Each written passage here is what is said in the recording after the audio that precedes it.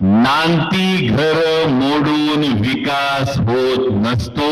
विकास हवा असेल तर नांती घर कधी मोडायची नसतात। ही छत्रपतींची शिकवण आहे। म्हणून मगाशी ज्या जाऊन माऊली आल्या होत्या ना, माऊली हातात हात मिळवताना तुमच्या डोळ्यातलं जे पाणी होतं ना, त्या डोळ्यातल्या पाण्याची शपथ आहे, शेवटच्या श्वासापर्यंत तुमच्यासाठी भांडल।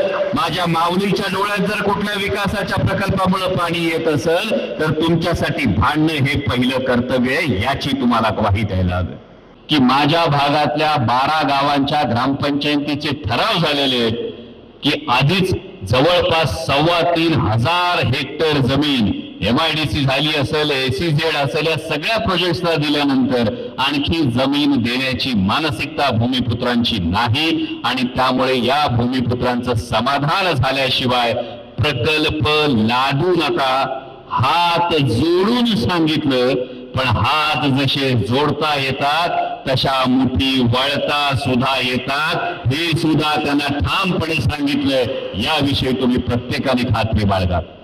हा प्रकल्प आपल्यावर कोणालाही लादता येणार नाही।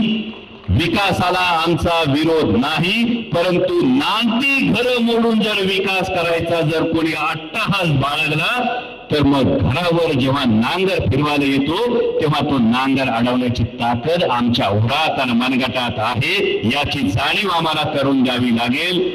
याची सुद्धा आपण प्रत्येकाने नोंद घेतली पाहिजे। आणि म्हणून आता मला सांगा, हे 2 खाते ज्या महाराष्ट्र शासनाचे मुख्यमंत्री, ज्या PMRDAचे चेअरमन आहेत, त्याच PMRDAच्या सगळ्या परवानग्या घेऊन जर आमच्या सगळ्या भूमिपुत्रांनी शेड उभी केली असतील, आमच्या सगळ्या भूमिपुत्रांनी जर इमारती उभ्या केल्या असतील, आमच्या भूमिपुत्रांनी घरं बांधली असतील, तर पहिलं उत्तर महाराष्ट्राच्या मुख्यमंत्र्यांना त्यावेळी द्यावं लागेल की नांती घरं मोडून तुम्ही जमीन अधिग्रहित कशी करणार, इथून आपला लढा सुरू होतो।